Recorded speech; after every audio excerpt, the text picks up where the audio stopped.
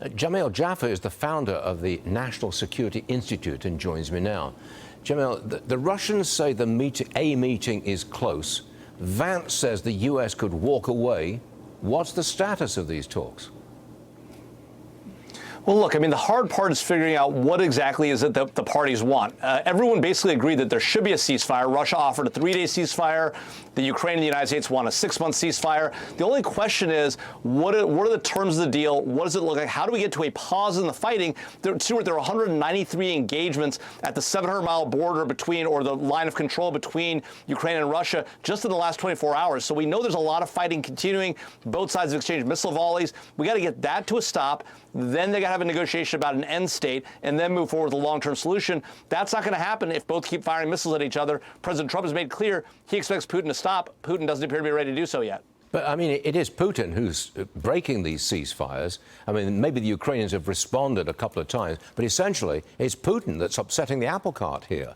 Do we have any reason to believe that he will really agree to a ceasefire and keep the faith with it? I mean, this is exactly the problem, Stuart. When you negotiate with an authoritarian dictator like Vladimir Putin and somebody who does not have America's interests or any interest in America, is anti-American at heart, you're not going to get a good deal out of that guy. That's the challenge. And so President Trump has to make clear to him, if you don't abide by the ceasefire, if you don't agree to one, don't abide by it, we're going to come in full force. We're going to give the Ukrainians everything they've been asking for and double down on them. The challenge is Vice President Vance said we'll walk away. He hasn't said if we'll double down on the Ukrainians. President Trump has threatened sanctions. We'll see if that's enough. Let's get back to Iran and that previously unknown secret nuclear weapons site, which we just saw in the report from Gillian Turner. Jamil, talks between the U.S. and Iran resume over the weekend. Does the timing of this discovery hurt negotiations? And do we know who leaked this information?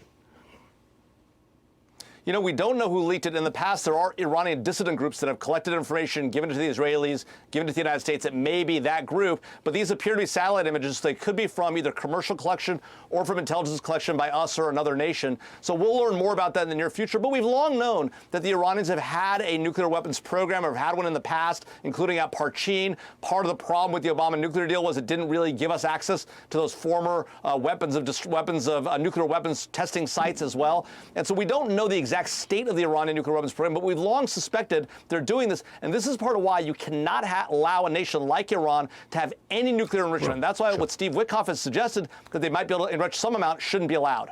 Got it. Thanks so much for joining us, Javid. We always appreciate it. We'll see you again real soon.